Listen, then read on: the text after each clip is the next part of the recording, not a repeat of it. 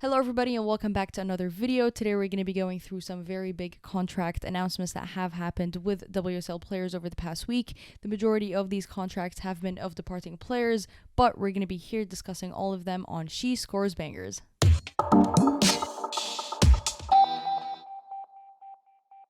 The biggest and unexpected one so far is Lucy Bronze has left Manchester City and joined the Catalonian club Barcelona on a 2-year deal.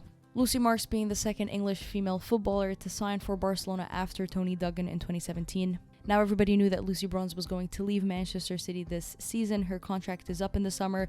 She has been very open in voicing some dissatisfaction with coach Gareth Taylor. And when that news was out, she was really heavily linked with a lot of NWSL clubs, specifically San Diego Wave. There was some settled rumors saying that herself, Kara Walsh, and Caroline Weir were all headed to Real Madrid, but other than that there was nothing mentioning Barcelona, and it was really the NWSL that was carrying the conversation for this one, hence why everybody was so shocked and blown away by this news. The completion of the signing has killed a lot of rumors between Barcelona going after the Spanish left back that plays for Manchester United, Ona. I assume Manchester United fans are very, very delighted with this, as they know the big Catalonian Spanish scary club is not after one of their biggest players, at least for now.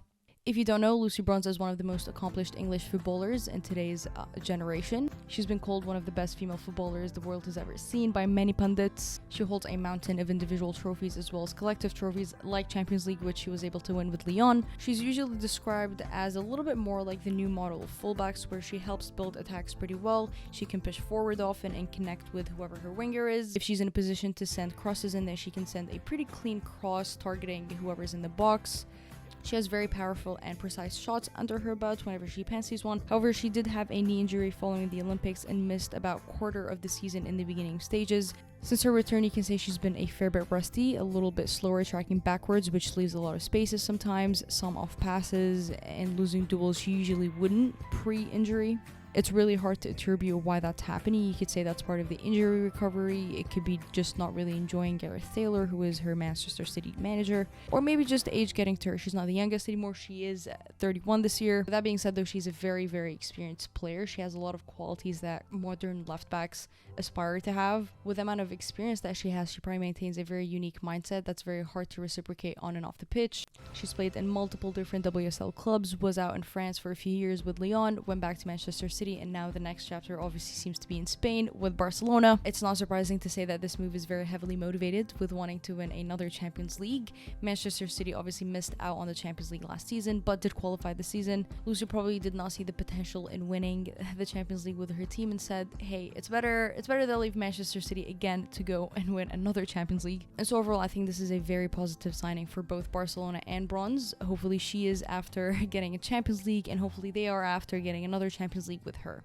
Moving on to a little less unexpected news and maybe quite expected ones. Lisa Evans has signed permanently with West Ham after being on loan with them from Arsenal last season. She did struggle a little bit with injuries in the initial stages of the season. However, when she was healthy and ready to go on the field, she was a very important and key player who had 22 appearances in all competitions, helping West Ham collect the most amount of points they have been able to secure in the WSL so far, as well as finishing 6th behind Spurs, having really good showings in the FA Cup as well as the Continental Cup. It's hard not to say that this is a very, very positive signing for West Ham. Like previously mentioned, when she was healthy, she was a major player for the Hammers and did very well whenever she was on the pitch. And I think she's also one of those players that you really like to have in the locker room. She's very positive. She has a very good sense of humor. She draws the team together.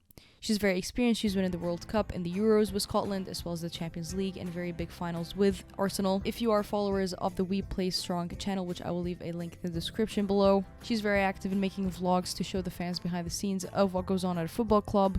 Outside of football content, she does a lot of fun challenges, her partner in crime being Vivianne Miedema, obviously. Even though she's still a very active player, you can tell she's a very good ambassador for the sport and probably will be a very good ambassador for West Ham. The Hammers continue to make good moves in securing Brian's daughter, Sissoko Arnold, for 2 more seasons, as well as signing Hail Hussein and Lisa permanently, both from their loans from Arsenal. Since they usually always have a lot of squad turnover, it's really nice to see them build consistency and keep the players that have turned out for them. At Arsenal, she sometimes played in the fullback position, position, in the winger position, maybe sometimes in the midfield, depending where the squad needed her to be. However, in any of those positions, specifically the winger positions, there's a lot of competition right now, and she probably was not going to get any minutes. Eidevall did not really shy away from that fact, sending her on loan last season, but it's clearly worked out really good for both parties, as Lisa seems to be very happy and content with being at West Ham. Another WSL departure would be Clemere from Spurs. The 29-year-old French midfielder made 27 appearances after joining from Everton in July of 2021. She makes the move to Servette, which plays in the Swiss Women's Super League, as well as to pursue her architecture career on the side. This is a very significant loss for Spurs. Clemere was a perfect fit for what Rianne Skinner was trying to do with the Tottenham squad. Whatever game plan she was trying to execute, Clemere looked like she was in complete control of that in the midfield. And was very good in causing a lot of trouble for some top WSL midfielders. Following this news announcement, the Tottenham fans look to be a little bit worried on social media on how their current squad is looking like. But honestly, not to worry, the window just opened 2 days ago on the 17th and is going to be concluded on the 8th of September. That's plenty of time for all clubs to send away those weak links that have not fit so well in their squads, as well as bringing in new talent and new players from different WSL clubs or out of the WSL. It's been quite radio silent from teams like Leicester City, Aston Villa, Reading, Brighton, Arsenal. Really, they've only announced extensions. They haven't brought in anybody new just yet, as well as Everton, who are definitely going to go through a rebuild this season, and the new WSL team, Liverpool. Some more preseason fixtures have been announced where Manchester United is going to be participating in the AMOS Women's French Cup, which will happen in August, featuring Manchester United, Barcelona, Bayern Munich, and PSG. None of the 4 participating squads are going to be complete. A lot of them are going to be very affected by the Euros and the players that are participating in the Euros. But it's very good to see United in the mix with very tough competition. I mean, literally Champions League finalists.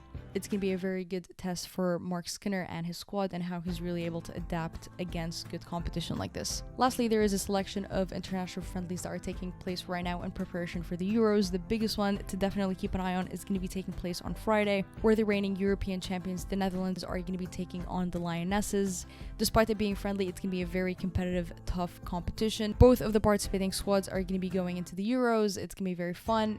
Definitely make sure you go ahead and watch it. It's going to be airing on ITV4 at 3 p.m. Eastern Time on Friday.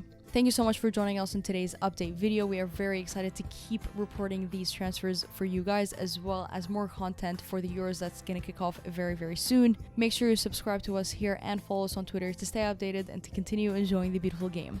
I will see you later.